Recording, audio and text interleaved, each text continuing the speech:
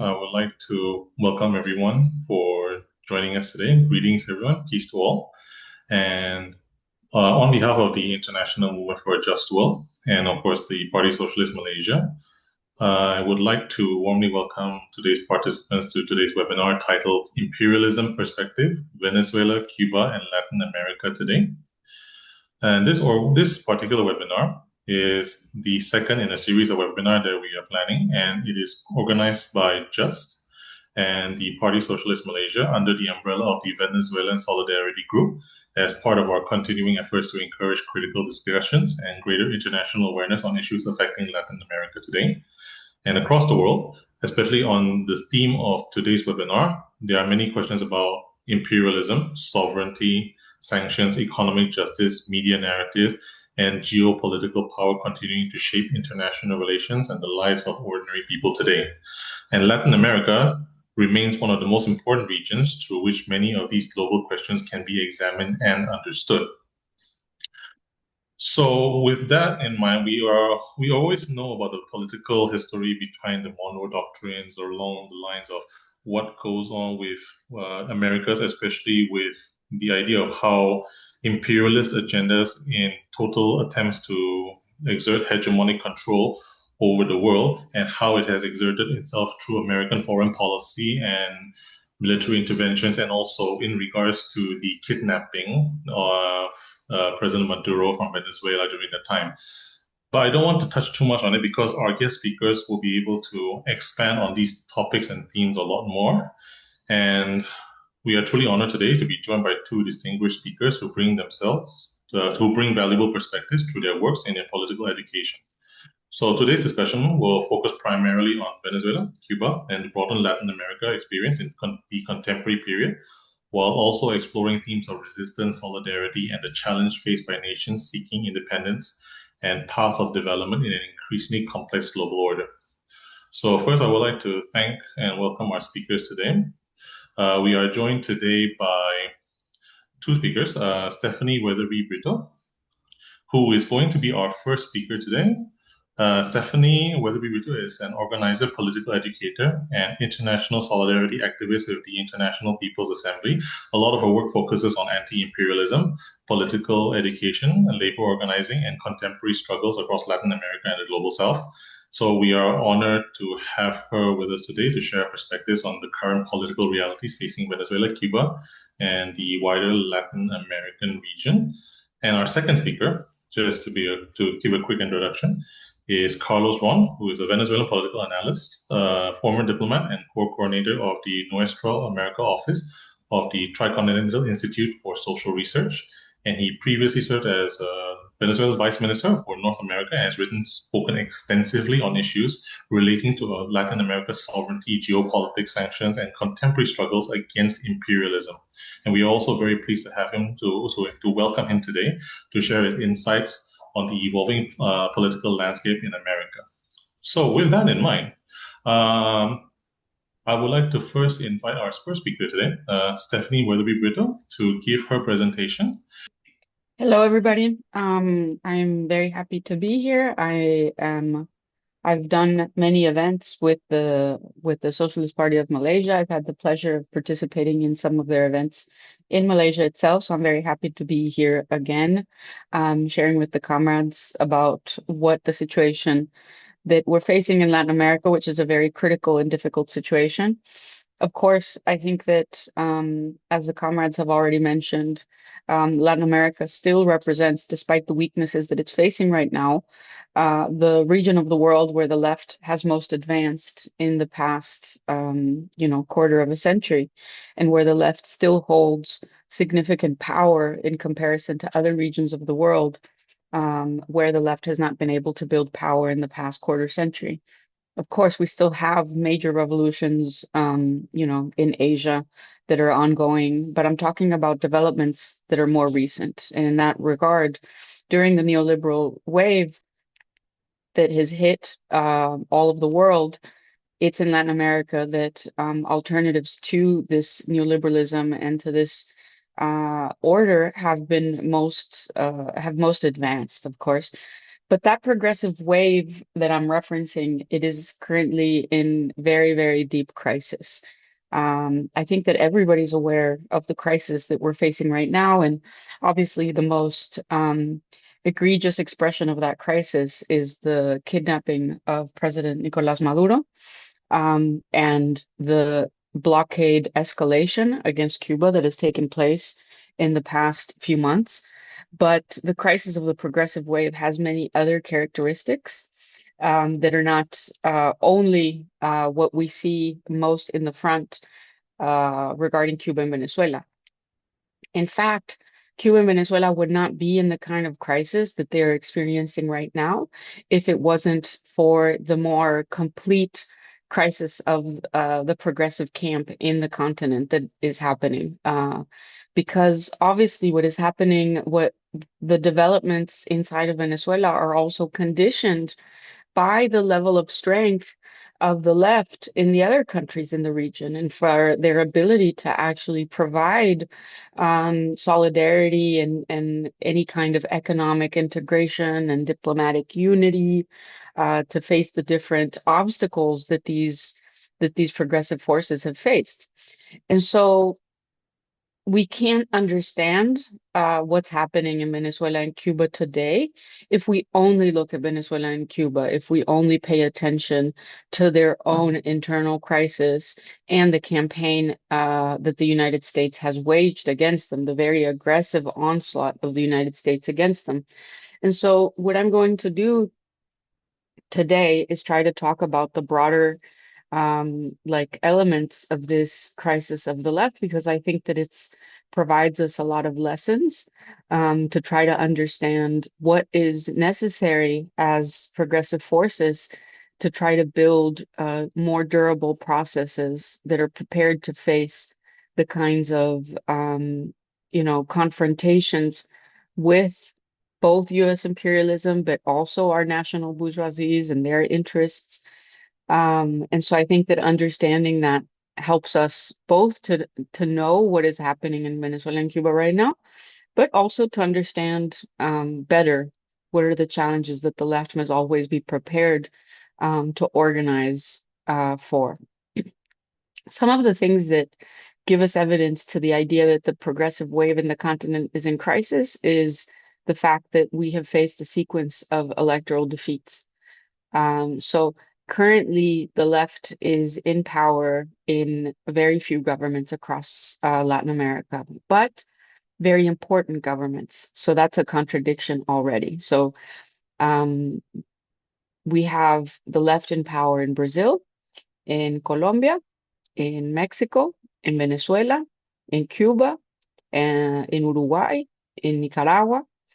And even though these are very important countries, especially Brazil, which is the most important country in the region, if you think about its geopolitical weight, the weight of its economy, its geographic extension, then you have Colombia, which occupies a very central node, geostrategically, and you have Mexico, which is one of the, out of the three largest economies in the region, it is the third, and has a very important, also like role historically, in the left. But at the same time, can't deny that the left has lost a lot of territory in the past few years. Last year, we saw electoral defeats in Bolivia.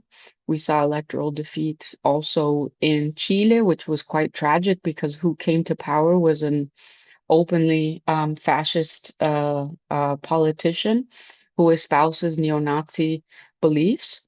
Also, elections were lost in Ecuador. Elections were lost in Honduras. And in all of these, in Costa Rica as well, in Peru as well. So in all of these elections, of course, there was some element of US tampering with the process, some level of US intervention in these electoral processes, some more overt than others. But what we there's also been weaknesses of the left that are now being very actively exploited by the right and by US imperialism. And so, beyond looking at these electoral defeats, what we're seeing is the consolidation of a fascist right across the continent. It's not just that the left is losing, but that the left is losing to really radical extreme right forces. In places like El Salvador, we have Bukele, Najib Bukele, who is, I almost see him as slightly similar to Duterte, because he has run and done politics on the basis of this kind of law and order proposition, this idea that all the problems of society come down to a problem of criminality, and that therefore the solution that is required is a very strong arm against criminality. We also have Milei, who is openly fascist and has an agenda of elimination of the left, not just in Argentina, but across the continent. Like I mentioned, we have Cast, who is very, openly neo-Nazi in many respects, like espouses a very hateful speech. We have now we have Asfuri in Honduras, who is also a hard right candidate, or hard right politician. And so, what's also concerning about this right wing, which is new to the continent, is that it has a certain grasp within the base, within the working class of different countries to varying levels. It has resonance with people that used to be solidly within the base of the left. And together with that, what we're seeing is a rightward shift of the youth. The youth across the continent 10, 15, 20 years ago were much more left-leaning in their values and their ideas, and even in their propensity to participate in kind of movement politics. And today, the youth in many countries is either openly right-wing, is more sympathetic to right ideas, or is quite apathetic and uninterested in participating in the political process. And so there was a successful campaign against left forces that succeeded in moving the youth right or depoliticizing them. And then another characteristic that shows that the progressive wave is in crisis is that there has been a real, tangible, and very well perceived decreased capacity of mobilization of all the more mass forces that led the progressive wave. So 10 or 15 years ago, the mass forces of the left, which were most prominently the trade unions and the peasant movements, had a great capacity for mobilization. They would be able to put thousands and thousands of people on the streets to push forward any kind of agenda that was being disputed in the country, or to resist any sort of assault from the right. And now these left forces, or these mass forces, have lost their capacity to mobilize at that scale. They still have a great capacity to mobilize compared to other regions of the world, perhaps, but comparatively to what their capacity was before, there's been a noticeable decrease. And finally, what's very important too, that is an evidence of this crisis of the progressive wave, is regional disintegration. At the peak of the progressive wave, the progressive governments across the region were in very close communication and collaboration. And the architects of that unity were most definitely Cuba and Venezuela, but they were able to rally together Bolivia, Ecuador, Argentina, Uruguay, Brazil, and build a kind of front of progressive leaders that were tackling some of the regional issues together. And that has disappeared almost entirely, because there's less left governments, but also because the kind of obstacles that the left is facing now are very different. There's a perception that everybody's under attack and that they need to worry about their own national scenario, right? That there's no time for a regional agenda. And so, because all of these progressive leaders are really under constant and permanent assault from the right wing in their countries, they don't devote as much time to the process of building regional collaboration, because they feel like we are facing a political crisis at home, and this is secondary. So some backgrounds to the progressive wave that I think can help an audience that is outside of Latin America to understand where it comes from and why it succeeded. First is that in many countries, it has its origins in the struggle for democracy. Most countries in South America in particular, or many of them, were experienced a mixture, either a military dictatorship or some form of political dictatorship.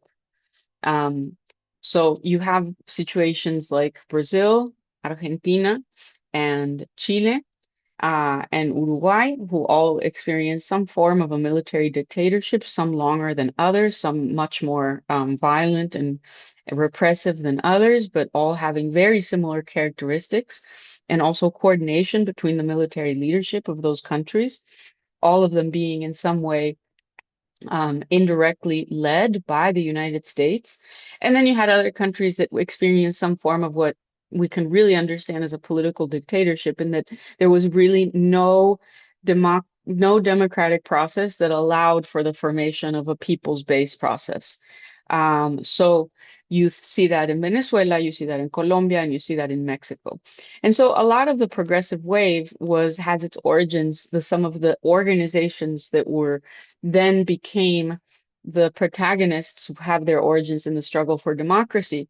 And in some very specific cases, they were built on the basis of a struggle to punish the crimes of the dictatorship. Once the dictatorship was over, the rallying point of unity for left forces was this like rejection of the military rule and processes to actually judicially try the military establishment, which is the case in Argentina.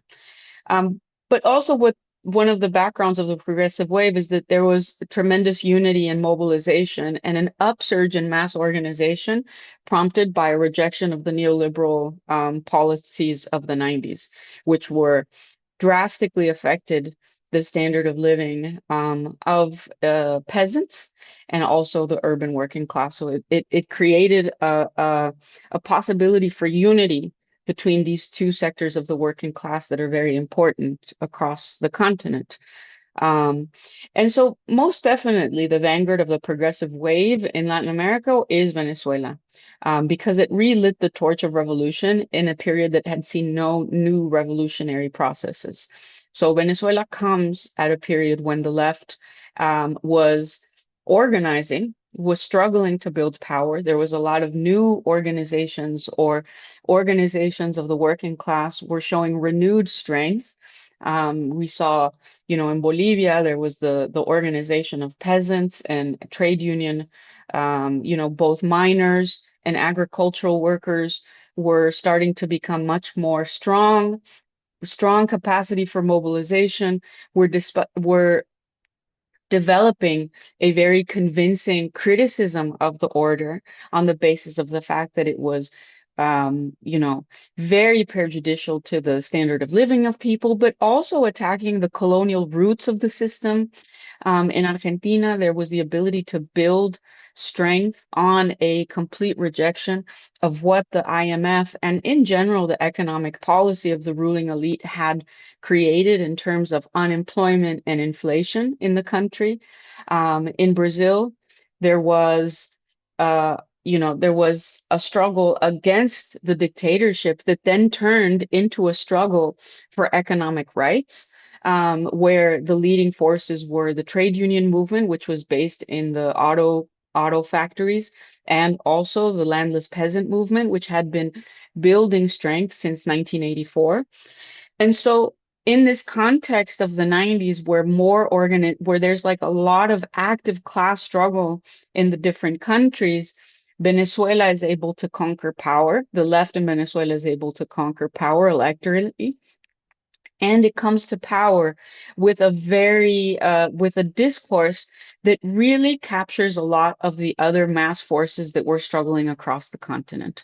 Hugo Chavez is able to speak on aspirations and indignation that the rest of the working class in the continent was feeling. And so that, together with the fact that it then develops this kind of unity with Cuba, who had been and continues to be sort of like the historic force that has created inspiration around, the possibility of transformative change. So that unity of Cuba, which had tremendous legitimacy in the left, despite the crises that it had faced, and Venezuela, which is now just now coming to power in a country that's very important because of its because of its reserves, oil reserves. So that creates kind of like a renewed hope in the capacity for the left to not just build democracy, but build something more than that. And so some characteristics of the progressive wave of these different governments, one is that they were based on the unity of the working class, but also of other class forces.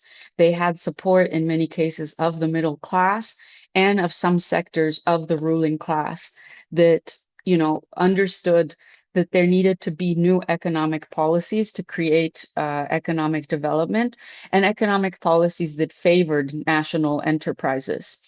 Another characteristic is that mass movements were the main force of these left parties. And third, that they were based primarily on an electoral strategy, on the capacity to channel mass mobilization and mass movement strength towards electoral goals. And so now I'm going to talk about the weaknesses, which I think that help us to understand why the progressive wave goes into crisis. And so first of all, the progressive wave, because it was responding to all of the decay in life that was caused by neoliberalism, it focused in the initial movement exclusively on redistribution policies. So, what it took as its first order of business was to address poverty, address hunger, address lack of access to education, address infrastructure. And I think that it's important to say that that was not the wrong thing. The problem is not that there was an exclusive focus on redistributive policies. And so these redistribution policies really relied on having an economy that was growing because of a commodities boom, because the economies of Latin America, they were based on the export of raw materials, and some of these raw materials were becoming really positively valued in the international market. They had a huge market for their commodities in both the United States and China. And so they were able to fund these redistribution policies without having to make the kind of economic reforms that would dislodge the power of the economic elites. The second point is that of weakness is that once these parties took power, they de-emphasized organization of the base. So they operated on a strategy that was, now that we've taken power, our priority is to govern, and it's important for us to keep the trade union movements and the mass organizations to support the government, but not necessarily to participate in the government or to continue mobilizing. And that created a tremendous weakness because it built a relationship from many of the base of these parties that the party was in government to serve them, rather than that they were members of a political process that required constant political participation and mobilization. And to evidence that de-emphasis in organization, a lot of these parties either did not develop a internal political education process, or they had one and they collapsed it or decreased the importance of it once that they were in power. The third thing is that for them, for these left forces to actually struggle for hegemony, not just for electoral victory, would have required party processes that were never created. They would have required a process of building like a on the ground permanent activity of the political forces outside of electoral cycles that was able to continue building the consciousness of the people and their participation in the project. And in most cases, that was not done. The fourth thing that I would emphasize as a weakness is the belief in some governments in the possibility of class conciliation with a national bourgeoisie. The idea that was espoused was that, we don't have to necessarily come into confrontation with the economic elites of the country because we can build a program that suits everyone. And of course, it became very clear in all cases that that's not true, that it's not possible to permanently have the interests of both the ruling class and the working class kept on the same, like be conciliated. At some point, one force is going to try to dominate over the other, and that's exactly what happened, and the working class lost. And finally, as a weakness, I would say that all of these processes, in some way or another, undermine the United States. And they misunderstood the fact that the Monroe Doctrine is not a historical position of the United States, it's a permanent feature of US foreign policy, and that the United States would never tolerate left forces to govern most of the continent. Because and I think that the only country in the region that has fully and totally understood US imperialism has been Cuba, because they suffered the invasion at Bay of Pigs. And that taught them something very valuable about what the United States is willing to do, and the sort of like rash, like nature of US foreign policy. I think Mexico, to a different degree, because Mexico lost half of its territory to the United States, also has a kind of awareness about how the United States will act when it feels its interests are under threat. But beyond that, I think that many governments across the region were underestimated what the United States was capable of doing. Now, when I talk about these different characterization that I gave of the progressive wave, I think two things I want to highlight before I close. One is that Venezuela actually did not possess many of the weaknesses that the other left forces did. And I think Carlos maybe will be able to talk about that better.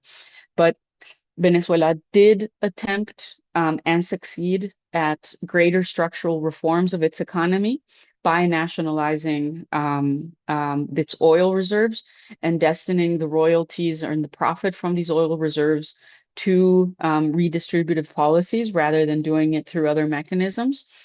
The most important thing that Venezuela has done that other forces did not do is that Venezuela continued building mechanisms for the organization of the base once, outside of the electoral cycle. But not only that, Venezuela created mechanisms of popular power, where the people are actually governing their territories, and that was not created anywhere else. And that explains the greater strength and capacity for political mobilization of the Venezuelan state. Um, Venezuela did create certain efforts to actually struggle for hegemony, such as the creation of a media platform that was giving to the people an alternative view of what the private media was giving them, which was constant attacks of the left. And I think that in the second thing that I will say is so that Venezuela was one example that sort of did not fall into some of the weaknesses of the other progressive forces. But now we're seeing a new wave that I didn't address in my presentation, that has new actors, which I would say most importantly are Colombia and Mexico. And so Colombia and Mexico, the left comes into power at the tail end, or when this progressive wave that I've been talking about had already gone into crisis. And so the Colombian process and the Mexican process do have certain characteristics that are different.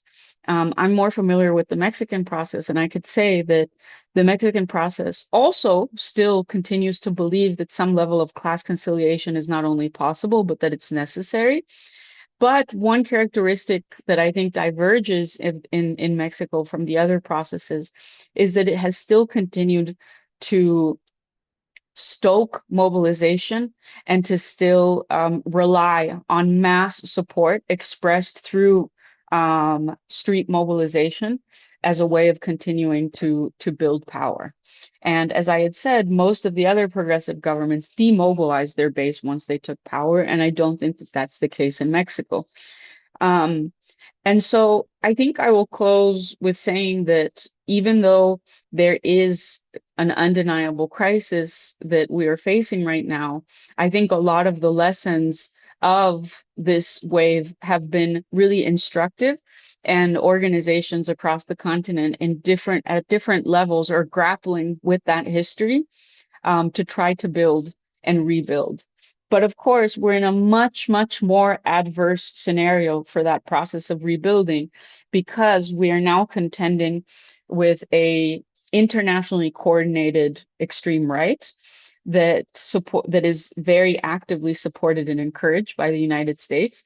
And we're also doing this process of rebuilding in the context of a US administration that is much more set on reconquering our continent, especially to offset what it considers to be some of the geopolitical defeats that it is facing in places like China, Iran, Russia.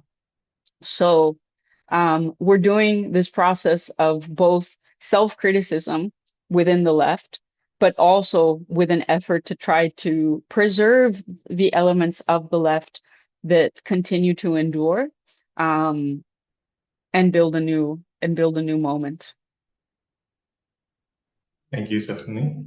That was a very insightful and also extremely weighted discussions. There's a lot to actually unpack and summarize also from what you've also mentioned as well, especially in regards to what you've mentioned about the crisis facing Venezuela and Cuba as part of the broader crisis of Latin America and the progressive left and the weakening regional solidarity as well. I think some of the more stronger points that I think you also highlighted that I think is very important to notice about how the progressive wave emerged from the struggles against dictatorships and neoliberal economic policies, something to help contextualize a lot about what the struggle of the left, especially Latin America, actually has to go through, especially on those things. And the weakness of the progressive wave included over reliance on commodity driven redistribution policies and all these things as well. And I think one of the more important points as well, I think, which is the strongest one, was that, yeah, it's true that many progressive governments underestimated the US imperialism and wrongly believed that the long-term compromise if economic release was possible, whereas countries like Venezuela, Cuba were more prepared for confrontation of US pressure because of its historical elements. Now, I don't want to take too much time about this one on myself, but I will now pass the floor to our second speaker, which is Carlos Ron. Carlos, the floor is yours. Well, thank you very much. It's a pleasure to be here with you.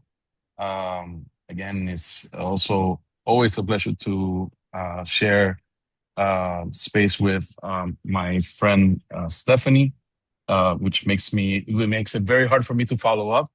That I agree with many of the issues brought on by Stephanie.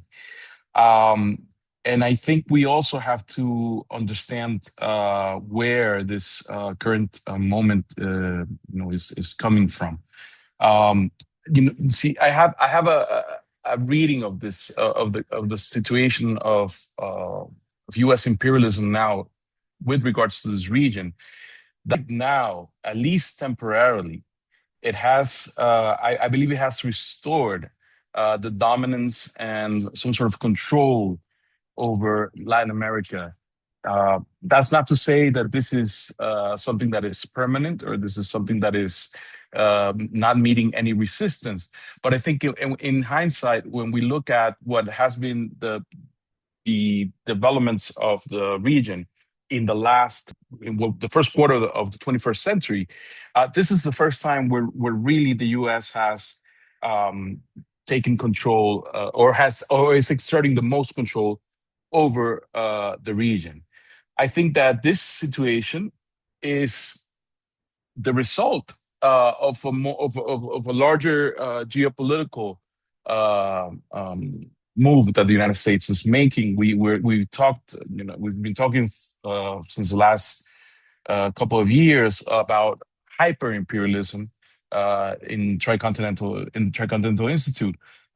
We think that this term it was necessary to understand that this was a new rational stage where the forces driving the capitalist model adopted a more violent, extremist, and even seemingly rational form of extracting wealth, even at the cost of preserving the planet itself.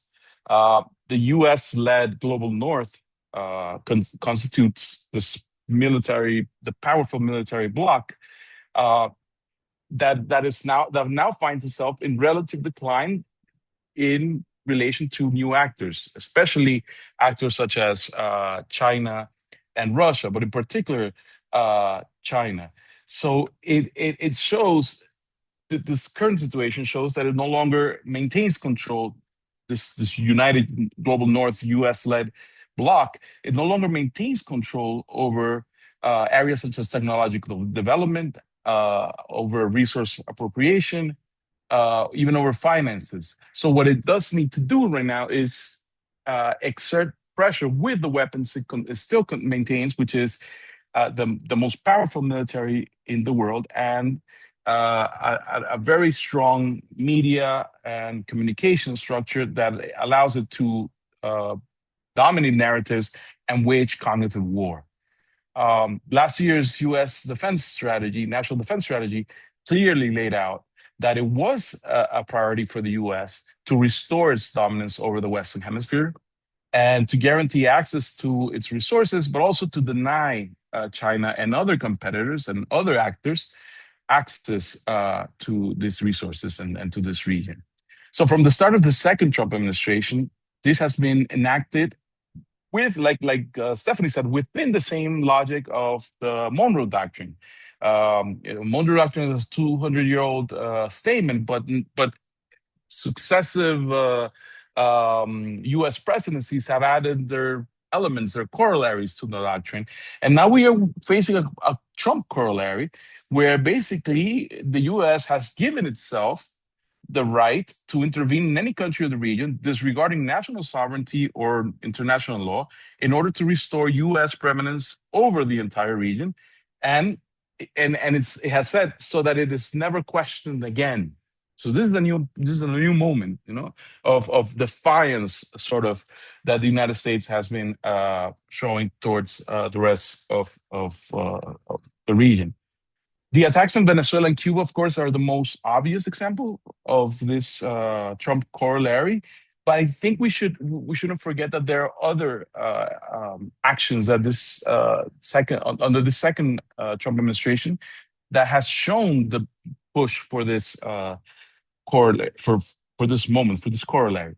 Exerting pressure in Canada and Greenland, even suggesting annexation, the brutal remilitarization of the Caribbean, starting with Puerto Rico itself, which is already under a colonial engagement by the United States, but also with the deployment of military resources in different places, such as Trinidad and Tobago, Guyana, Grenada. This all led to the operation that we saw last summer, the Operation Southern Spear, which at only in the Caribbean, it has a Pacific component, but only in the Caribbean, it has accounted for at least 15 bombings of different vessels, ships, some of them fishermen, not really nothing to do with the pretext of drug trafficking. This is about 59 people have been murdered at sea. Some people are even still missing. These are illegal attacks that have been conducted against international law, but also that serve to show the might of the American military in the region. The U.S. has pressured Panama into removing the presence of Chinese companies operating in the canal. It has used its sanction system in an unprecedented manner to pressure the progressive governments that Stephanie was speaking about. I mean, it sanctioned Petro, even kicked them out of the UN General Assembly. It went as far as sanctioning a judge in Brazil because of a ruling that went against Bolsonaro, which is Trump's political ally. I mean, these are steps that we have not seen at this level in previous years. It has also intervened directly into electoral processes. It basically threatened Argentina that if they did not vote for Milei one more time, it would not receive needed financial assistance. It directly became involved in the election of Asfura in Honduras, where it actually ran. I mean, Trump literally said, "Vote for this person," and released Juan Orlando Hernandez as part of an action that would influence the results of the campaign. And also, by now, I think the United States has taken advantage of an angry tide, what we would call an angry tide of these conservative right-wing governments in Latin America that has also emerged. And I'll talk a little bit about that in a few minutes. But I want to jump directly into the issue of Venezuela and talk to you about some things that I think are important. This is the first time that South America is directly invaded and bombed by the United States, and it's also, I mean, it's unprecedented the fact that all laws that have been violated and a sitting president has been abducted from a country. Now, the truth is, Venezuela, this situation has brought Venezuela to a point where its sovereignty is under threat. And I say is under threat because despite the fact that we are currently at a place where, I'm in Caracas right now, the streets are calm. This is not to, we should not think that Venezuela is still not under threat and under military threat. And after years of sustained economic pressures and sanctions and all these aggressions, the escalation to the military dispute has had a significant impact on the Venezuelan population. I have to say, on January 3rd, over 150 aircraft came into the country, came into the city of Caracas.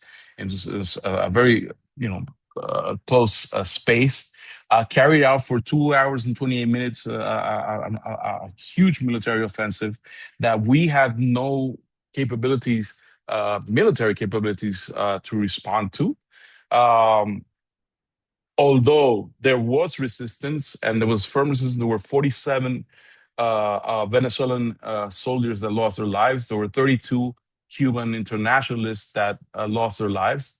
But, 38 sites in the metropolitan area of Caracas and 3 other states were bombed. We had 38 sites that actually were attacked by the U.S. We had 47 missiles that fell on Venezuelan soil. So this was a large escalation and a large aggression. Now, the war against Venezuela, we must also say, did not just start on January 3rd. We have over 10 years of sanctions having a large economic impact on the population. But we also, since the beginning of the second Trump administration, we had the criminalization of Venezuelans. They were persecuted within the United States by using the Alien Enemies Act, basically saying that every Venezuelan inside the United States was an enemy combatant and should be forced out of the country. So there's a criminalization of the whole population. I mean, that's also a new escalation in aggression. Venezuela was also condemned, and its leadership was condemned or framed in the United States by being accused of being part of organized crime or being part of drug cartels. None of this which has any actual evidence to back, but it is the imposition of this narrative which justifies then military action, which didn't even go through U.S. Congress to be resolved or to be carried out. The irony here is that when they came into Venezuela, and this is important because this ties into what Stephanie was saying, is that they took a president, but they didn't have someone in the Venezuelan right wing somebody under their direct influence to place in government that will be able to maintain order and stability, which is what they require to extract Venezuelan riches. As simply as that. They also did not find a fracture in the Venezuelan armed forces that would be able to play this role. What they found was, again, and this is the importance of or the most revolutionary outcome of the 27 years of the Bolivarian Revolution. What they found was that the revolutionary forces had complete unity, they had cohesion, and that they had built along all these years such internal organization with the communal system, with the grassroots movements, that the only political force capable of guaranteeing national stability is the revolutionary leadership in Venezuela. So in this contradiction is what the United States finds itself, and this is what allows us not to be speaking from, right now from jail or from exile, but rather from Caracas, where we're still trying to defend and protect the national sovereignty of Venezuela. This is, I think, a very important issue. Now, the fact that there's a coincidence now in that the United States is sort of correcting the mistake that it had made in its policy towards Venezuela during the first Trump administration, during the maximum pressure campaign. The United States at that time took Venezuela out of the international oil market, took Venezuela out of the international financial system, and thinking that this will be a short period issue, while in truth, the Bolivarian Revolution was able to withstand this pressure. Then now it finds itself allowing Venezuela or needing to have Venezuela back in the energy market, back in the financial system, and it has moved towards allowing, through the administration of the sanctions, for the restart of the Venezuelan oil industry. On the side of Venezuela, we had reached production ceiling because of the attacks on the oil industry, because of the sanctions, because of the running down of equipment that could not be replaced, precisely because of the sanctions, because of the lack of investment, because of several reasons. The oil infrastructure of Venezuela was also limited and was also contained. So this moment now comes with a very interesting contradiction, where the fact that the United States now needs Venezuela is allowing also Venezuela to re-enter the market and to rebuild its oil infrastructure. Now, this I say because it may seem, or it may be portrayed at some in some areas, that there's a coincidence, or that there is some sort of unity in the objectives when you hear the announcement that Venezuela is now partnering with U.S. companies and producing oil. I think there are different objectives here. I think that the United States has a particular interest, and Venezuela has its own interest. And there's a moment of coincidence at this stage, but that does not mean that the interests are the same, or that the goals are the same. In Venezuela, what now needs to happen, and what I think is the priority of the revolutionary forces, the revolutionary leadership, is to work on three fronts. First, maintaining peace and avoiding a new U.S. intervention. Again, I do believe that despite the rhetoric that when President Trump says, "Oh, he's working fine with the Venezuelan government," I think we still have to consider that Venezuela is under the threat of an attack under military threat.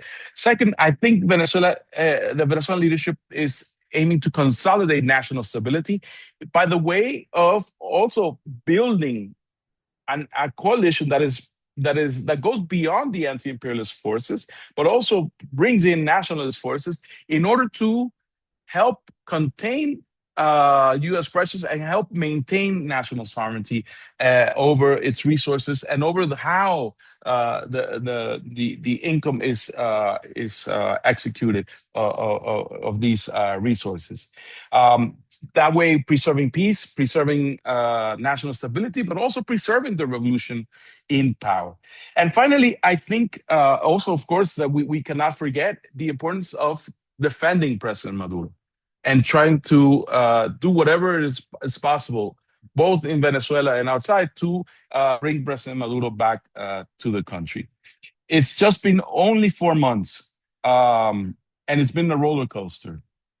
But I have to say that despite the constraints and the attacks in Venezuela, the revolutionary leadership has been trying to balance this new moment and has not abandoned its building of the communal organizations and its support of the grassroots organization and projects in the country.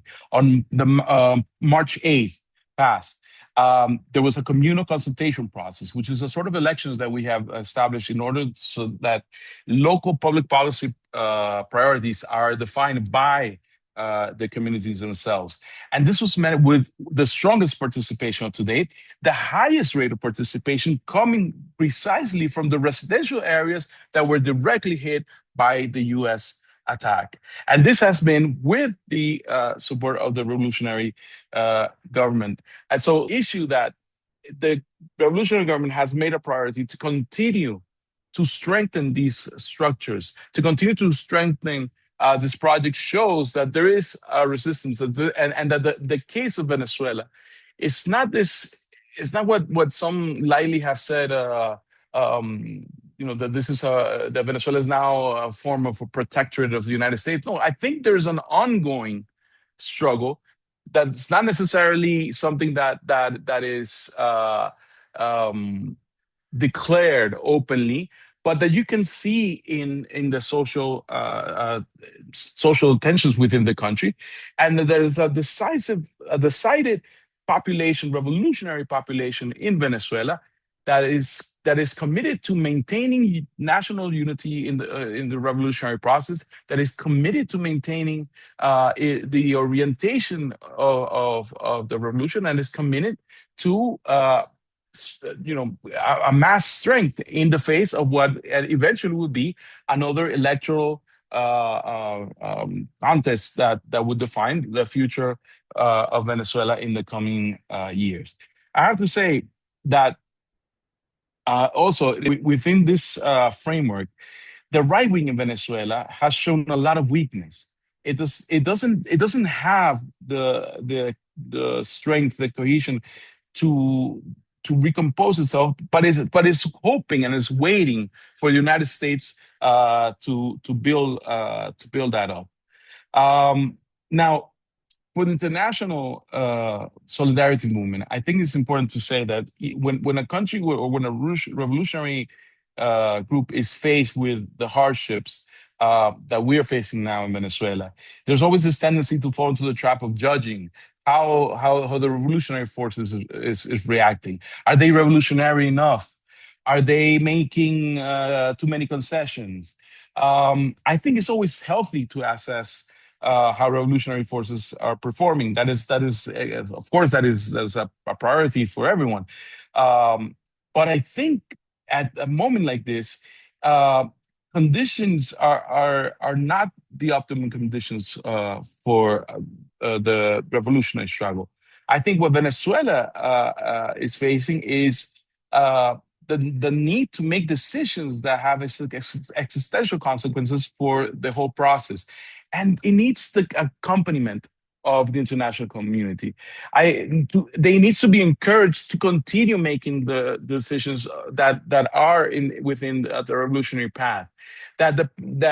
Whatever it needs to do to continue in the preservation of the revolutionary process and to prevent that right wing from taking over and for imperialism to absolutely control all that is within the country. So I think that is something that is important for the international solidarity movement to take into consideration when talking about Venezuela.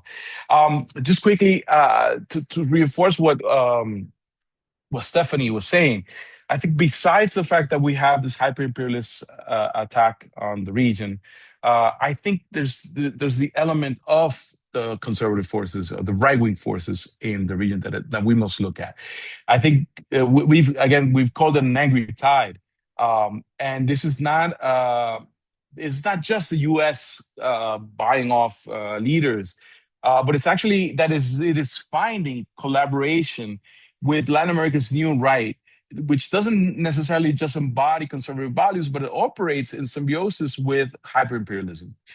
I would characterize this movement as a movement that has used mobilization, has mobilized social discontent derived from what Stefan was saying, decades of economic stagnation or because of neoliberal austerity. It has moved into political projects that combine market fundamentalism with this punitive culture war that is and an unrestricted loyalty to the U.S. power bloc. The elements of this tide are rudimentary anti-communism, aggressive hypermasculinity, the use of lawfare, and the dismantling of state capacity, which is embedding itself into regional governance structures. This angry tide is the siege of national sovereignty, the erosion of social rights under the advance of forces that portray the left as obsolete or as something from the past, and that is imposing a present of permanent war or permanent radical austerity. Again, you can see this in Bukele's El Salvador, Milei's Argentina, Noboa in Ecuador, Kast in Chile, but even places where right now they're not in government, like Bolsonaro in Brazil or Maria Corina Machado here in Venezuela. This is what they aim for. This is what sustains them. And this angry tide is not simply a rejection of the left or progressive revolutionary forces of the pink tide period, but it's also the result of the conditions that were manufactured so that this new right would be in place. It is the continuous forms of economic sabotage via sanctions or via other types of sabotage of the progressive governments. It is the cognitive war that was deployed by the use of social media. It is the failures of structural transformation through the timid reforms that were implemented by some of our governments, but also by the sense that organized crime is a risk for public safety and security, and this has been a key issue that the angry tide has taken into consideration and to move forward and promote their agenda. So very quickly before I end, I talked a little bit about Cuba. Cuba is not only an example to all of us and an inspiration and our point of reference for revolution, but Cuba has waged a war for over 60 years, a tremendous war of resistance against the United States that again at this moment of hyper-imperialist attacks has now gone into escalation that is sort of like a spiral. You see how it has increased in the last year. Many of the actions that have been taken by the United States against Cuba, maybe alone, do not necessarily mean that they would hurt significantly Cuba, or they do hurt Cuba, but not to the point of that the hurt is being brought on now, where all these elements are being used at the same time. From day one of the second Trump administration, within hours of the inauguration, Trump rescinded Biden's actions. He reimposed Cuba's designation as a state sponsor of terrorism and set in motion the reinstatement of the Cuba restricted list.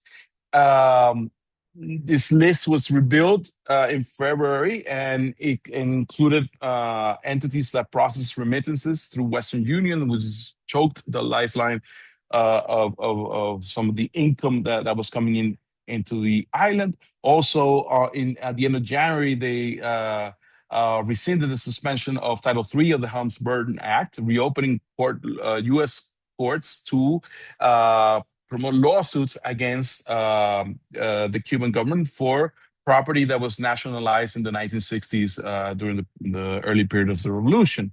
By June, Trump administration also restored through a national security presidential memorandum a statutory ban on U.S. tourism. And prohibited transactions with military with conglomerates that they claim are military controlled and that they account for 40% of Cuban economy. They also explicitly instructed the opposition to UN resolutions against the blockade. Also, throughout this year, you have seen an attack against the medical missions of Cuba, which have been very important, these international missions.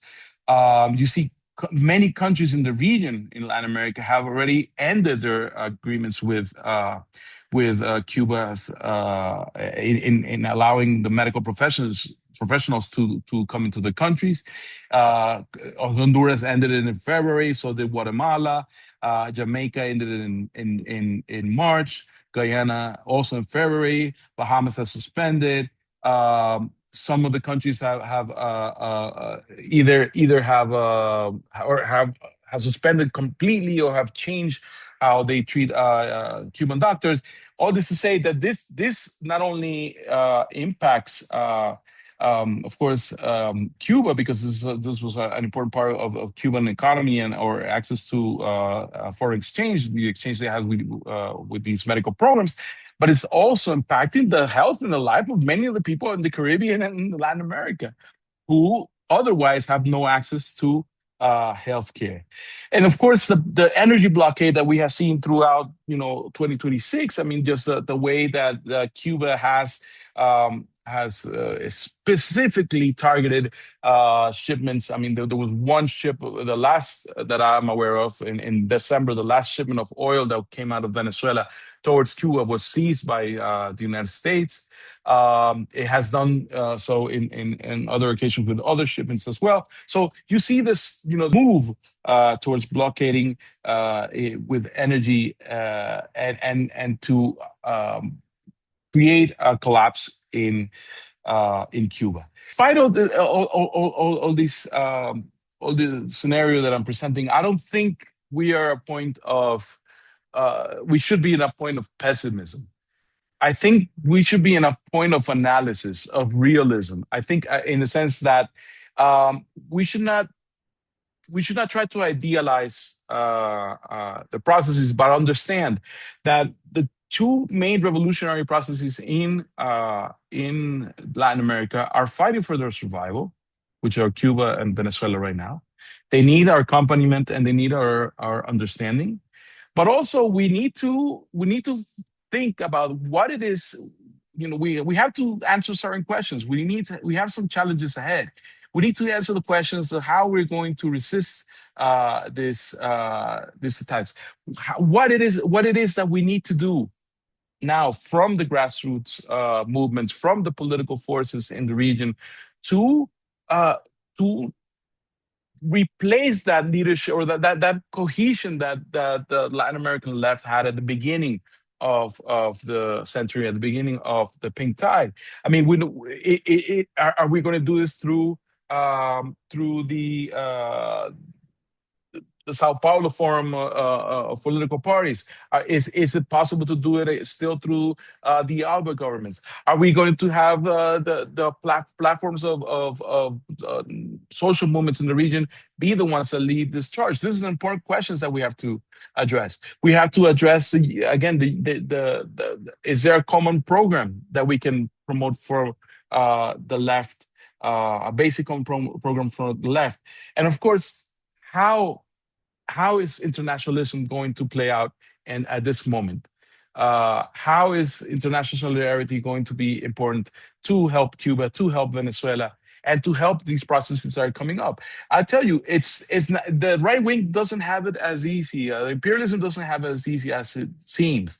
There are going to be contested elections in Brazil, where Lula has a chance of repeating. There are going to be contested elections in Colombia, where the left is currently leading the process. There's actually an election process in Peru, which is has been very complex and criticized for lack of transparency, but where the second candidate there is also from the left and represents some left forces. So we see right now that Bolivia's right-wing government has not been able to control the massive mobilization of Bolivian workers trying to defend the land rights they have been given by previous revolutionary governments. So there is a lot of movement on the Latin American left. And like Stephanie said, this is part of the strength that this region has. But we are in a moment of tensions, contentions.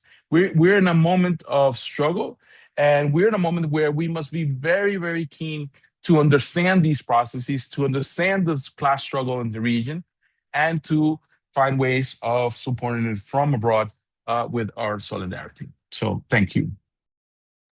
Thank you very much, Carlos. There was a lot to actually unpack as well, and to a lot that you stated very insightfully as well.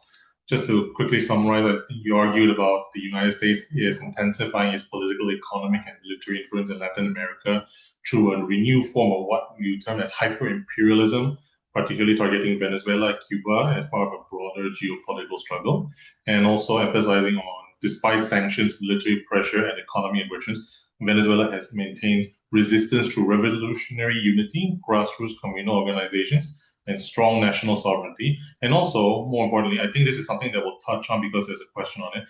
You also highlighted the rise of a new right-wing angry tide across Latin America and the escalating pressure on Cuba, while stressing that Cuba and Venezuela remains the two principal revolutionary projects in the region, currently struggling for survival against the external pressures of the blockade. So with that, we now come to the Q&A session. The first question that I'll put towards our speakers comes from our own Dr. Michael Giacomo as well, who mentioned that I think in regards to Stephanie's presentation, about 40 to 50% of the electorals in Brazil supports the right. And why is this? And what is the class background of the right-wing supporters? And are the difficulties in increasing the productive base of society a major factor leading to eroding the support of left governments? So I'll put the question forward if you both would like to answer.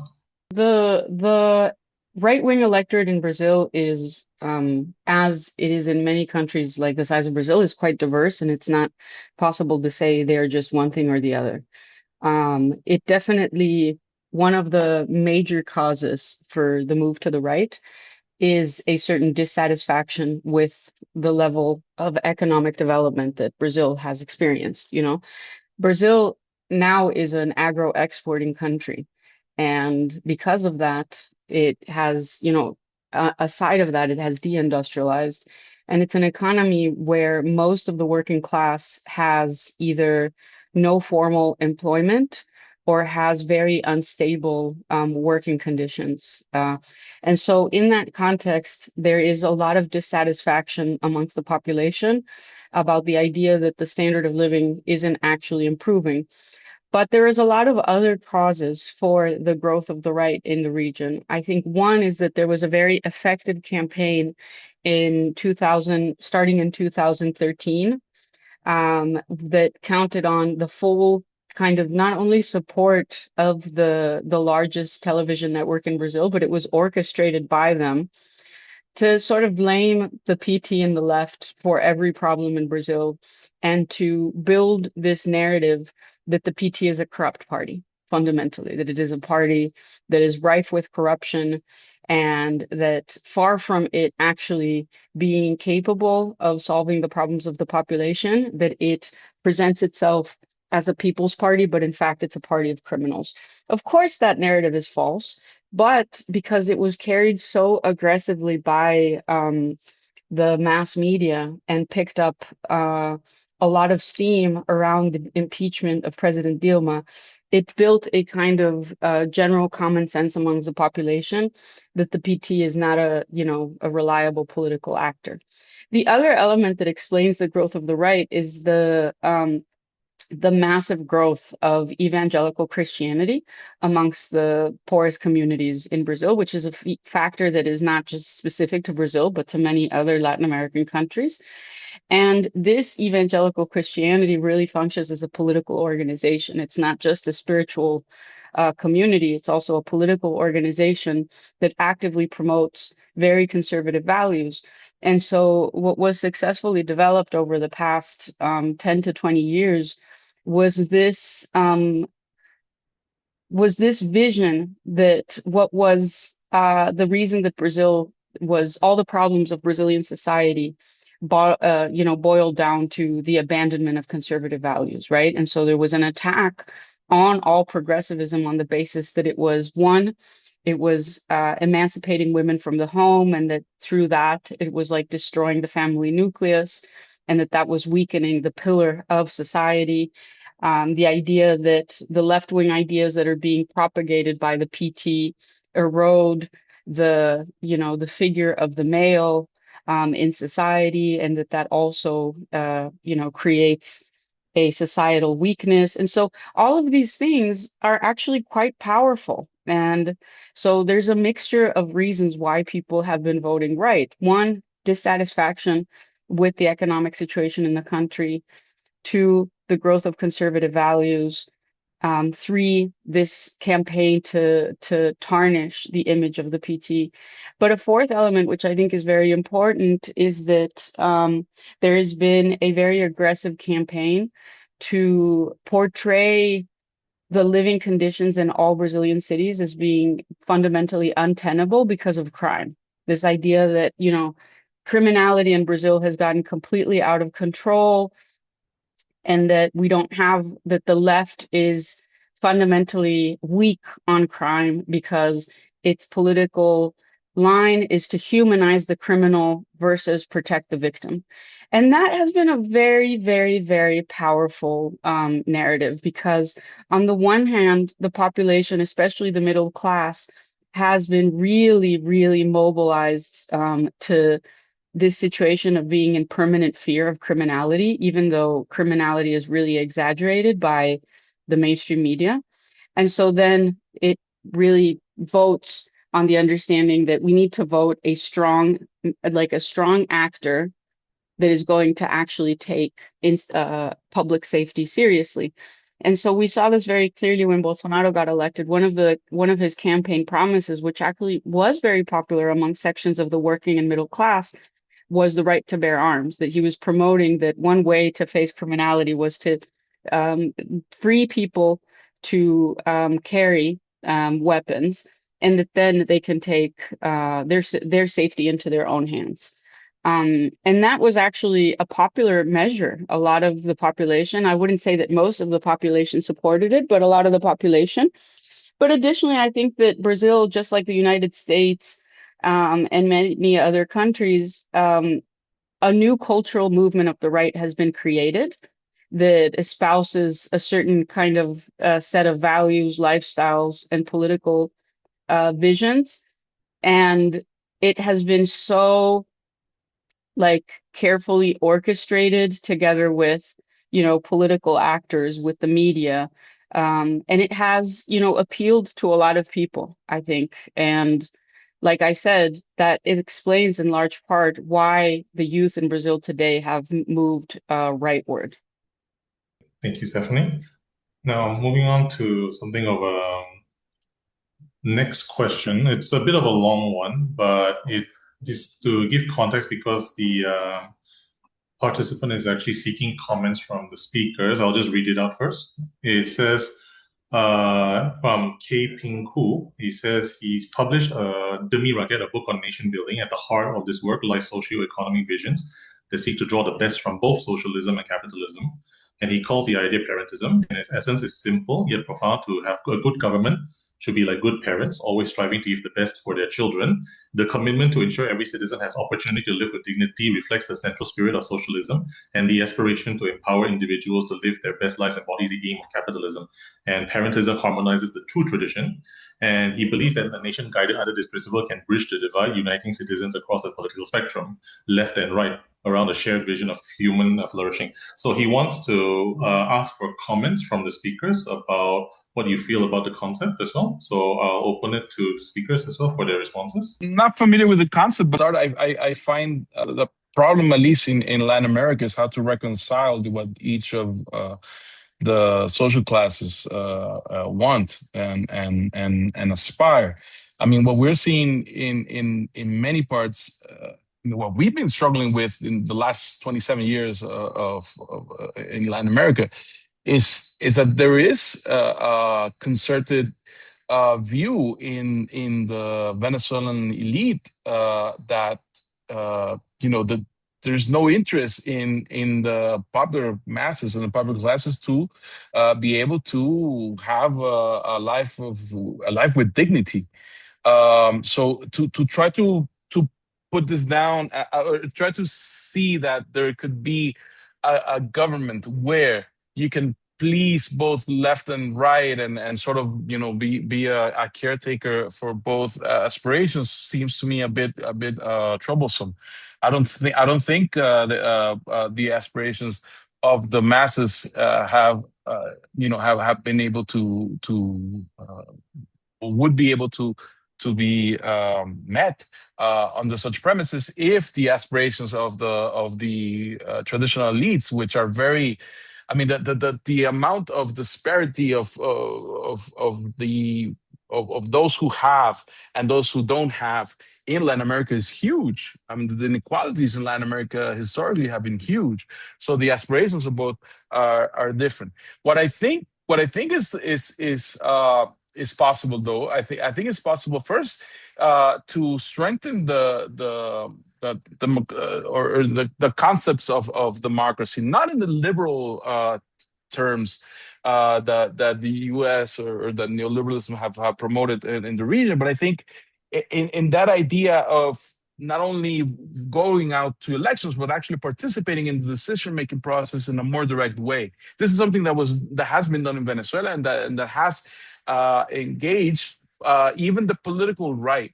You find places in Venezuela where community councils in communal territories where the right wing has come to accept political participation and has become active in it.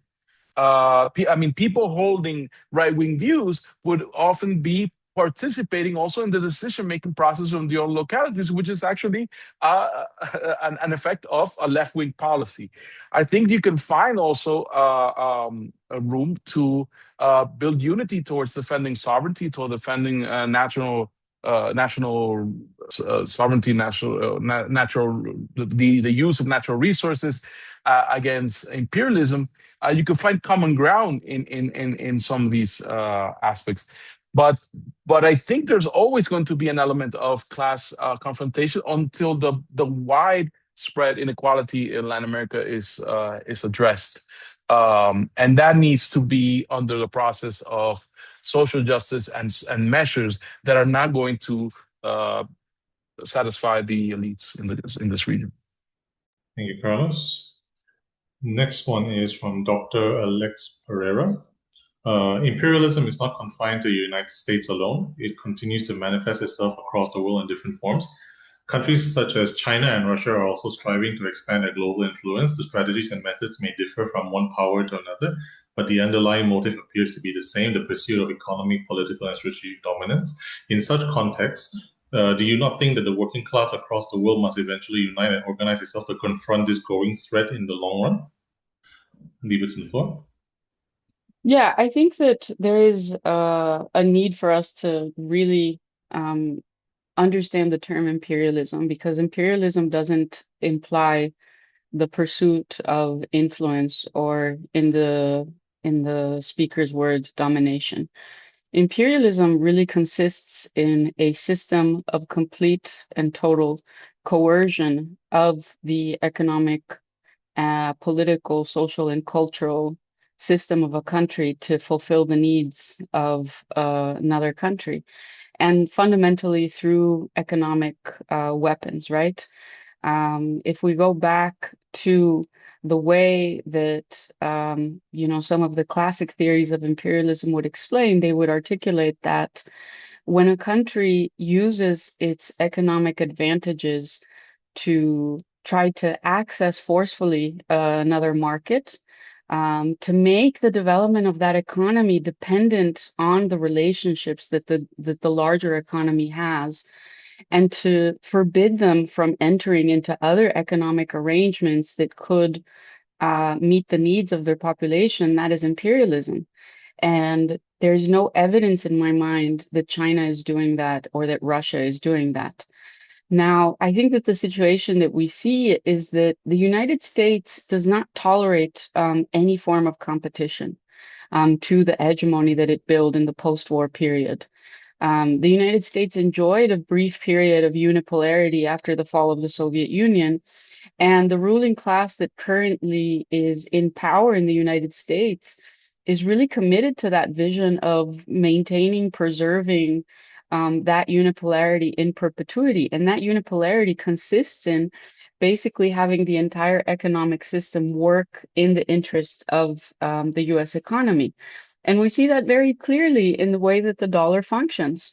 The fact that that global trade happens through the dollar enables the United States to stabilize its own currency, to cure some of the deficit problems of its own economy by passing on the burden to the economies of the rest of the world.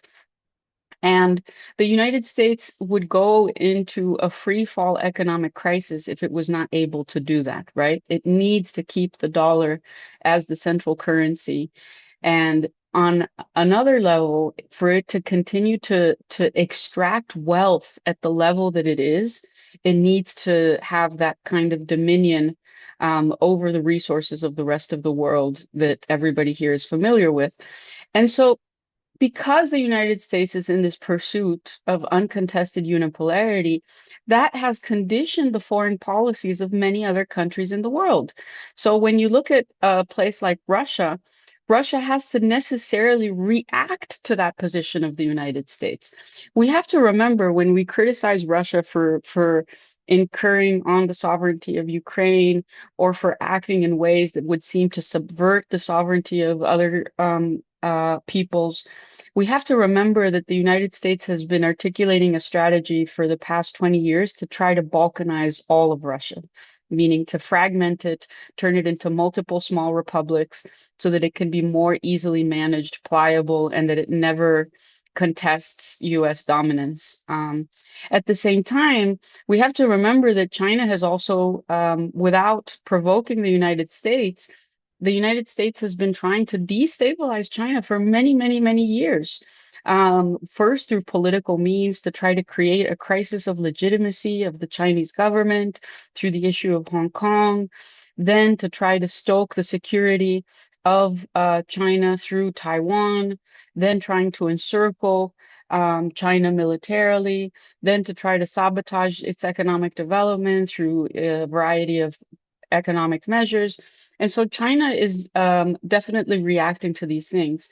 Now, of course, I think that there's things that we can find questionable and that we think that need to change regarding Chinese and Russian foreign policy. I don't have any doubts about that, that there's positions that they have espoused that don't support the advance of the left in other countries in the world, or that have not favored a alternative to capitalism.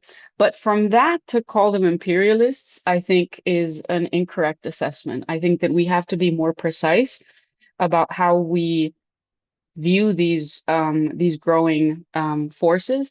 And additionally, I think that putting China and Russia in the same place as if they're identical political actors, I think is also quite mistaken.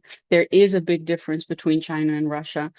Even if we have criticisms of China, which we do, we have to remember that China went through a mass social revolution that is still in power. And with all its contradictions, with all its problems, it still is attempting to build a communist system. That's not the case in Russia today. And so I think that for us to sort of put them on an equal footing kind of ignores all of the contents of both of these processes. Thank you, Stephanie. Very well said. I completely agree. Next question is from our own Danesh Prakash Chako, who is from the Venezuelan Solidarity Group Malaysia. And he says, while I am in solidarity with the Venezuelan government and revolutionaries in this unprecedented time, I am disturbed by occasional statements from President Delcy Rodriguez on the US-Israeli attack on Iran, recently praising Trump as a man of action. These statements can confuse solidarity and give fodder to Western leftists who deserted or criticized Venezuela. So what is your take? So open for Carlos. Do you want to say something on this one? Oh, sure. I think it's important to again to recognize or to look deeper into what has been happening in Venezuela over the last 4 months, and especially the fact that the cohesion of revolutionary forces has maintained intact. This is a sign that I think should be taken by our solidarity groups. Again, we are in a context of continuous threat. I don't think we have to forget that, and that the response that Venezuela took in order to counter this threat was to open diplomatic channels that had been closed since 2019. And by opening these diplomatic channels, this entails that Venezuela is going to have a different type of relationship with the United States. There's going to be a difference in tone, and that is something that comes out of diplomacy, not of submission. And I think this is evident because of the cohesion of revolutionary forces and the way that the revolutionary forces are behaving on the streets every day.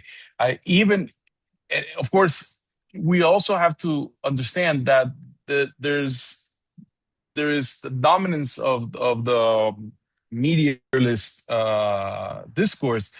It's going to be highlighted because this is part of what the interest of imperialism is now, is to portray Venezuela as a success story. And it's also a part of an ongoing process that is trying to sow divisions and tensions within the left internationally, but also within the left in Venezuela. So they're going to highlight these statements, these particular statements, rather than, for example, highlight that from April 19th until April 30th, there was a large mobilization in all of the country demanding the end of sanctions. And that was led particularly by acting President Delcy Rodriguez, for example, and demanding that the United States lift those sanctions, which are still keeping Venezuela oppressed. They're not going to recognize all the other instances in the Venezuelan revolutionary forces where there have been expressions of support for Cuba, for Cuba's revolution. There have been expressions of support for Iran's resistance against military aggression. There's always going to be an attempt to emphasize anything that may seem as a deviation, but I think we have to look deeply into what is going on in Venezuela and to see that this is a revolutionary process that continues to walk the same path. Again, it is not just the leadership, but who is the acting president, or who by the way, has revolutionary credentials in of herself. I mean, she is the daughter of a revolutionary leader that was murdered by the CIA in the 1970s, and she. She started the first conversation with U.S. authorities by saying, "This is very difficult for me," and she has said publicly on television, "I had to sit with the people that murdered my father.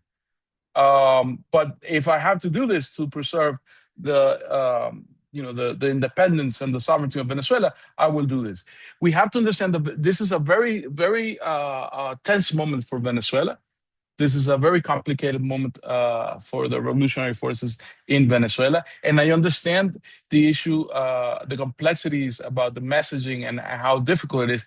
But I think it's important for the solidarity movement to try to look deeper. You have more connections than the mainstream media. We cannot just focus on what's going to be portrayed there, because what is going to be portrayed there is they're going to try to build this, success story for the Trump administration. You have to look at the other ties that we have with Venezuela, what the political forces are saying, what the grassroots movements are saying and doing in Venezuela is really where I think the sources of information have to be found. We have to understand the position the Venezuelan government is in right now. This is a moment of resistance. This is still an ongoing struggle.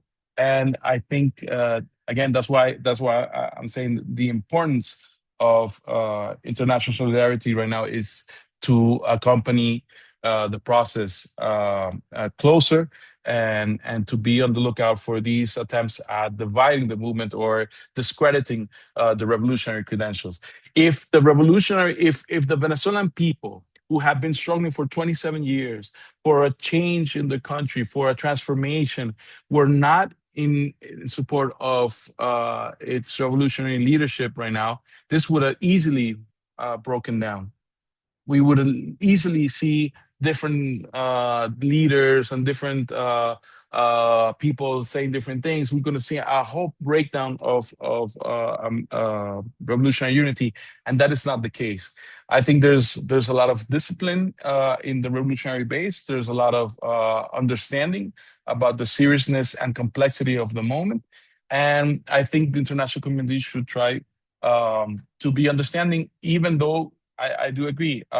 It's in the sense that it is often not easy to see or to have access to the complete messaging of what's going on here. Questions coming from first is Muhammad Zukraf. In the context of global pressures and imperialist influence, how have Cuba and Venezuela differed in preserving their sovereignty and pursuing their development models? Can either of these approaches be regarded as more successful?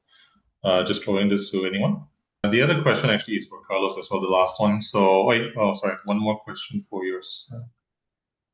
I think one of them was you highlighted Venezuela's emphasis on a popular organization and grassroots participation. In your view, what makes Venezuela process more resilient compared to other progressive movements in the region? So okay, let's try to take all of it. Open realization on January 3rd that we've received criticism from both left and right here in Venezuela along all the years of revolution. From the left, you have some groups saying, well, this isn't revolutionary enough. You haven't taken control of all means of production, etc. There's been different, especially in the period of the sanctions, which has been mainly the period of President Maduro. There was a lot of questioning on how Venezuela acted in order to adjust to the situation of the maximum pressure campaign by the U.S.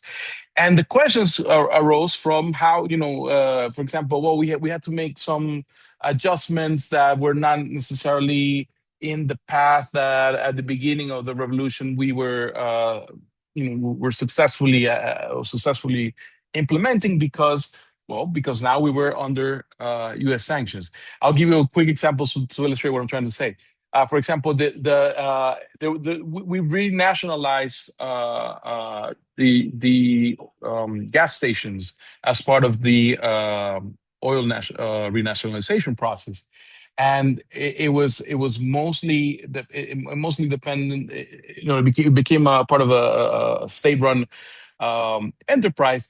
And then when the sanctions came in, because the private sector was not sanctioned, but the public sector was, one of the measures that we found in order to deal with the issues of gas shortages and so forth was to open in partnership with the private sector so that we can run the gas stations. If we did not do that, we would have been completely blocked out, or we would not have had the opportunity to carry out a policy of supplying gasoline. When we had this, so that wasn't a reversal, but it was an attempt to find solutions to the current problems we were facing. And what would be worse was to not have fuel for people. You know, what was better was to find ways of resisting and sustaining resistance. And that led us to 10 years of resistance. That allows that type of implementation of policy allowed Venezuela to resist the recognition of a parallel president, somebody who had never been elected here in Venezuela, who was promoted around the world as the real authority of Venezuela by the United States. Well, if we would have had been smart about how to go about and resisting the sanctions, we wouldn't have been able to withstand that aggression against the country. And so I think so there was always these criticisms, and I think we showed that by all these adjustments were not concessions to the right, were actually ways where we found mechanisms to preserve the revolutionary process in place, to not bow down and to not allow a neoliberal regime to be implemented in Venezuela, but actually to safeguard, the people's rights, to safeguard people's access to food in very difficult times. We were able to do that, even though we had been criticized from the left. And the fact, and the proof of that is that the imperialism had to come in and kidnap a sitting president, because he was rebellious enough not to accept the imposition. So for all the criticism that we had, that the revolution was not left enough, or was not being revolutionary enough. Well, if that had not been the case, then why did they come to kidnap a president? On the other side, on the side of the right, we were always criticized for being too radical. We were criticized for not conceding to a larger mainstream policy. We were criticized for not engaging with the U.S. in other terms. We were criticized for not bowing down to our position with regards to Cuba, with regards to Palestine. So at the end of the day, we showed that in those countries where those concessions were given, in those countries where there were no structural changes within the societies that generated true popular organization, true structural transformations of the country, then they easily lost the electoral processes and have been left out, and are now in a very difficult position in order to regain power in Latin America. So I think on January 3rd, what I realized was that both the criticisms from the right and from the left were fell apart when we showed that there was no right-wing government to be put in place. There was no fracture in the Venezuelan military. There was only cohesion of the revolutionary forces, which still stands today, and which has shown that if you make the right transformations, if you trust the people enough so that these transformations are made, and if you have a joint effort between a revolutionary government and an organized population, you could have a process that is able even to withstand the attack of the most powerful military in the world. Now, I think there's maybe just one more question also for you. It comes from Dr. Michael Giacomo as well. He wanted to actually ask you to explain a little bit more about the angry tide concept that you mentioned earlier as well. And also, what factors do you think contributed to the growth of this movement in recent years as well? Across not just in Venezuela, but across Latin America as well. So the angry tide, I would say is not really, it comes from, there are issues that make it not only an imported Trumpism into Latin America, but actually, there's deep roots of this in the oligarchical families that go back to colonial times. I think there's an attempt. There's even a generational attempt from some of these leaders in Latin America that come from the right to restore what they see was their sort of colonial property over the wealth and the structures of the countries. I mean, there are people here like Maria Corina Machado, whose family is tied to the people that first gave this really criminal oil concessions in the earlier part of the 20th century to foreign companies. I mean, these are people that treat their countries like their own personal property, their own personal state, not as a country like you or me, feel like we are part of a collective. We're part of a common project. You can see there's even a generational profile. I mean, when you look at the people that are now in this angry tide, Cast, Cast in Chile, Paz in Bolivia, Maria Corina Machado, even Milei. These are all people born somewhere in the mid 60s. These are men and women that came of age in the 1990s, the post dictatorship 1990s, and who have similar cultural backgrounds and frameworks. I mean, one of their identity, their key identity points has been to fight communism. Or anything that's progressive or left, which they call communism. It doesn't even really have to be communism. But they inherited the Cold War mentality. They have a hostility against agrarian reform, against a state-led development, against they don't care for national sovereignty. They don't care for, or they resent trade unionism. They have this nostalgia even for times of military dictatorships.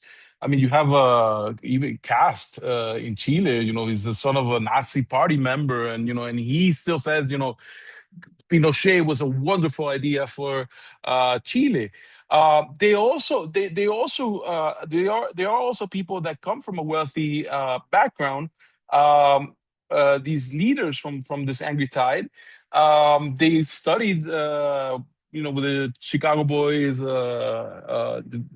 neoliberal concepts. The Milton Friedmans of the world. They have made their political lives in think tanks that were well paid by, well funded by conservative forces. Argentina SEMA, Chile, Centro de Estudios Públicos from Chile, etc. There's this group of people that also share this mentality of how extreme liberalism in the economy should play out, and again this cultural idea, how they face society. They keep to this rhetoric of they're fighting gender ideology. They are anti-migration, even within the United, or within the region. They have supported or helped a Christian, right, ultra-conservative Christian evangelicals advance an agenda, again, that promotes this extreme conservatism against what they believe is globalized values. And again, this idea of security that, through violence and through the use of hard line, they can control a crime, and they seek to play on people's fears that crime is really something that is taking hold of their lives. So this in essence is what I think makes up this group. I don't. What I'm saying is, this is not just the U.S. Finding an ally, paying for an ally. This is part of the Latin American elite also trying to play a role that it hasn't been able to play because what we have had for the first quarter of the century has been the upsurge of movements and of popular classes who reclaimed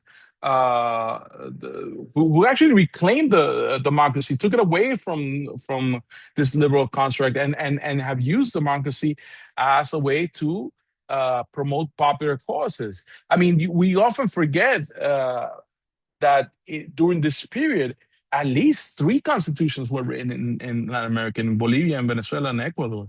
3 new constitutions were created where people who didn't exist in the constitutional text are now part of a key part of the content. So this is an oligarchic reaction to what we have been building during the first 25 or 27 years of the century.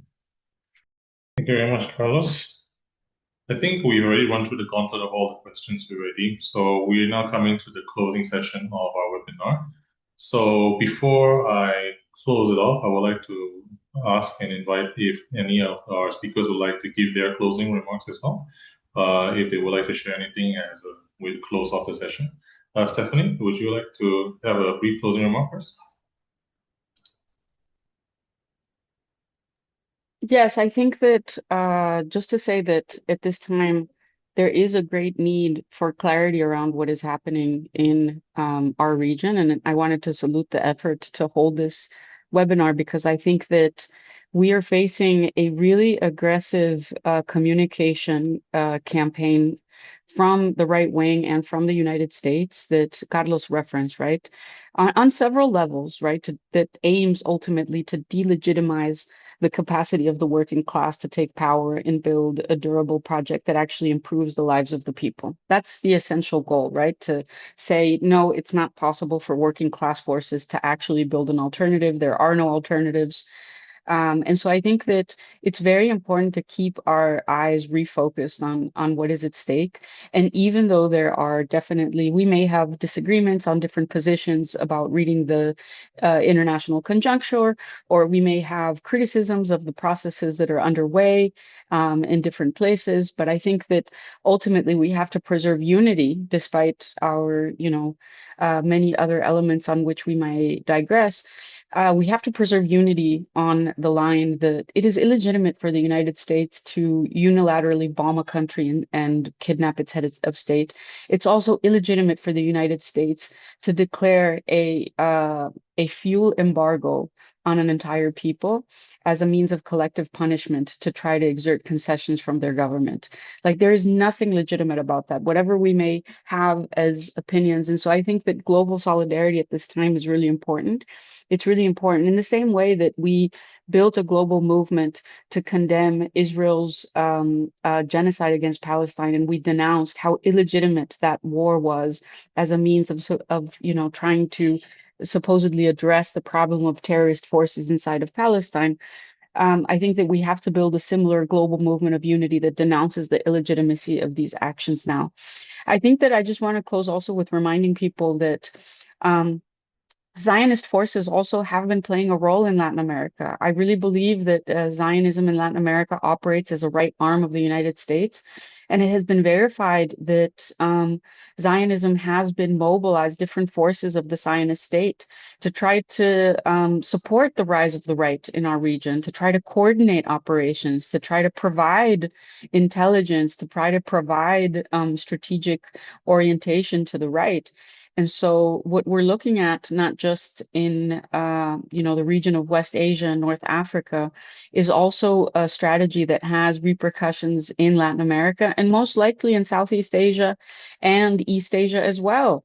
I think that we have to, in future seminars, try to understand kind of the parallels between our regions. Like, how does this strategy of subversion of our national sovereignty Where are the parallels in different parts of the world? Because that is the basis of the unity that we need to build and that we need to continue to express. Thank you very much, Stephanie. Carlos, your closing remarks. Well, again, difficult to follow up Stephanie. I think you have very just all the right points.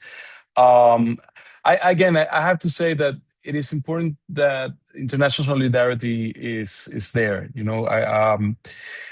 I know it's with the type of attacks that we are facing, it is difficult to keep up and to understand, the changes that are going on, to understand the complexities. But we must always know that there, we have developed instincts throughout the last century to understand that always our position of solidarity must be where the people are and where the struggles are. And I think it is important that the international movement defends Cuba at this point, defends Venezuela. I don't defends anybody who's struggling around the world against imperialism. I don't think it is a time where comparisons of who is more revolutionary or how is this why did Iran fight back, and I think the importance here is that we all are being attacked in different ways by imperialism, but we're all under attack. We're all resisting in different ways against imperialism, but we're all resisting. And the point of solidarity, international solidarity, is to be there to, again, understand, to accompany, not to judge, but to understand, accompany, and express itself. Every injustice is a call for us to raise our voices. Every injustice, whether it be in Palestine, whether it be in the Sahel, against popular forces there trying to take control of their own destiny, whether it be in Asia, where the military bases of imperialisms are still part of an ongoing attempt at dominating and putting down popular movements. Whether it be in Latin America against this angry tide, where resistance against this angry tide, and against direct interventionism as we are facing in Venezuela and in Cuba. It is important to raise our voices in favor of people's struggles, and to let people know that there is the commonality of the struggle is there, that wherever there is injustice, we can be there to support opposing it and to support opposing imperialism. That is, I think, is what we really need at this moment, because there are going to be more challenges ahead. This type of imperialism that we're seeing is not going to go down with a fight, but it is going to go down. And for it to go down needs definitely to have our unity and our clarity in who the enemy is, who we need to fight, and where we need to stand. So thanks again for this opportunity. Thank you, Carlos. So before we conclude today's webinar, I would like to once again extend our deepest appreciation to both our speakers, Stephanie Weatherbee Brito and Carlos Ron, for their extremely insightful and thought-provoking presentations and responses throughout today's discussions. So today's webinar has highlighted the broader political and historical context behind the struggles currently facing Venezuela, Cuba, and the progressive movements across Latin America. And we heard important reflections on the crisis facing the Latin American left and the right-wing forces, the impact of neoliberalism, external interventions, as well as continuing importance of grassroots organizations, political integration, and international solidarity. And both our speakers have also emphasized that the challenges faced by the Venezuelan and Cuba cannot be viewed in isolation, but also are deeply connected to a larger geopolitical struggle, particularly the role of U.S. foreign policy, sanctions, economic pressure, and the contest over sovereignty. And at the same time, despite the serious pressures and setbacks discussed today, they have emphasized very strongly on the continued importance of resistance, organization, and solidarity, which continues to exist across Latin America and should continue. The experience today shares demonstrates both the difficult and resilience of popular movements in defending social justice, national sovereignty, and alternative political visions. So, before I conclude, I will also like to mention that this entire webinar has been recorded as well, and we will be sharing it with all participants who have registered, and also together with our speakers as well, so we can share what you have shared today with us through everyone. So on behalf of the International Movement for a Just World, Parti Sosialis Malaysia, and the Venezuelan Solidarity Group, I would like to sincerely thank everyone who participated, submitted their questions, and joined us for today's important discussions. And we do hope that this webinar has contributed towards a deeper understanding of the ongoing developments in Latin America and the importance of international solidarity in addressing these global challenges, especially from hegemonic forces. Once again, thank you again to both our speakers and to the participants. So peace, solidarity, and a good evening to everyone. Thank you very much.